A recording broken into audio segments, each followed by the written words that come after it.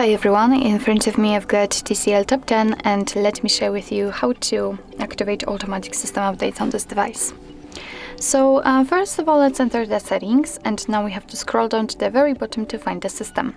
Before we will open a proper mode, we have to enter About Tablet in order to actually activate it. So let's find the build number and keep tapping on it until you'll see that you're in the developer mode. Now let's allow development settings. And let's go back to the system ones. Here we have to scroll down, and right above the reset option we've got developer options. So let's enter, and here let's scroll down just a little bit to find the automatic system updates. As you can see, this option in my case is turned off, so in order to turn it on, just tap on the switcher.